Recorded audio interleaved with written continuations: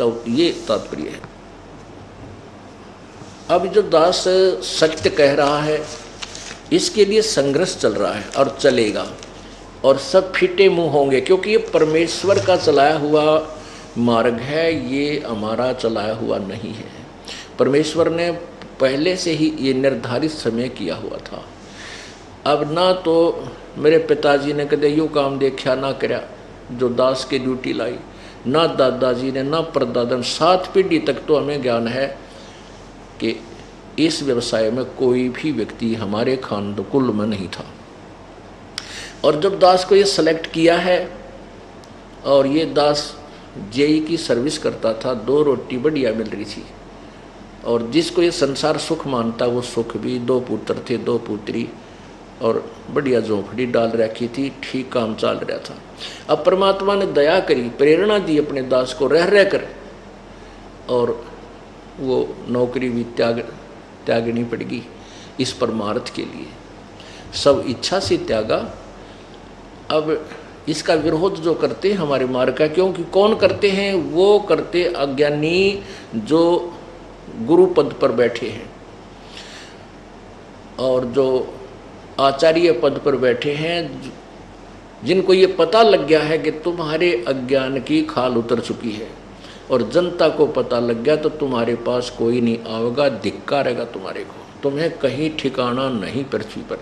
तो उन्होंने उस सत्य को छुपाने के लिए कि संत रामपाल हमारी खाल उतार रहा है, हमारे अज्ञान को स्पष्ट कर रहा है, उसको दबाने के लिए कि इसका जो प्रचार बंद करवा दिया जाए और कोई विकल्प नहीं।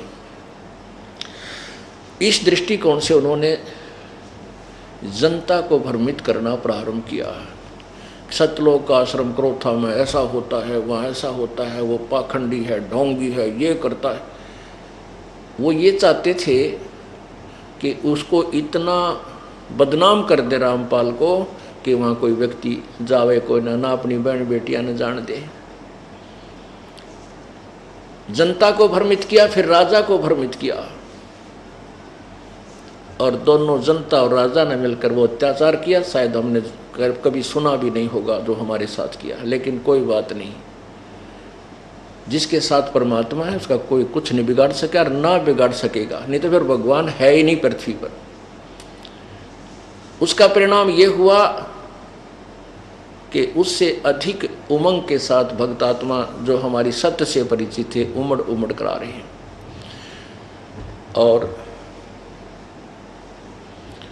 ये तत्वज्ञान फुल स्पीड से फैल रहा है, पूरे विश्व में जाएगा, इसको कोई रोक नहीं सकेगा पृथ्वी पर। ये प्रभु का चलाया हुआ, ये दास का या किसी व्यक्ति विशेष का नहीं है।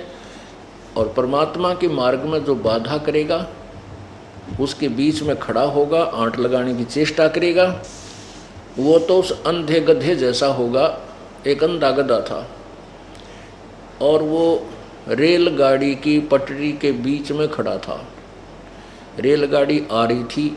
अब उसने देखा गड़गड़ गड़गड़ करती हुई कोई वस्तु आ रही है।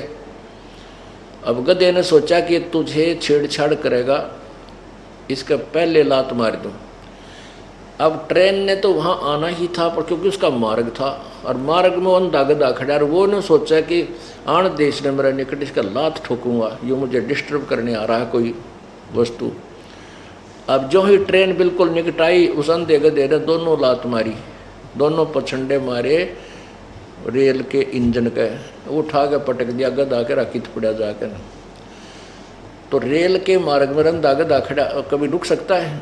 तो जो परमात्मा के मार्ग में, कबीर परमेश्वर के इस मार्ग में बाधक बनेंगे वो अंधे गधे समझ लेना, और उनकी वो दुर्गति होगी आपके सामने दिखा दूंगा। चाहे राजा था चाहे प्रजा, जो भगवान के बारे में और इन भोली भाली आत्मा भक्तों के साथ अत्याचार किया, 2 साल तक लगभग भगवान का प्रचार बंद करवा दिया, इनका वो दुर्गति होगी। ये समाज देखेगा और याद करेगा।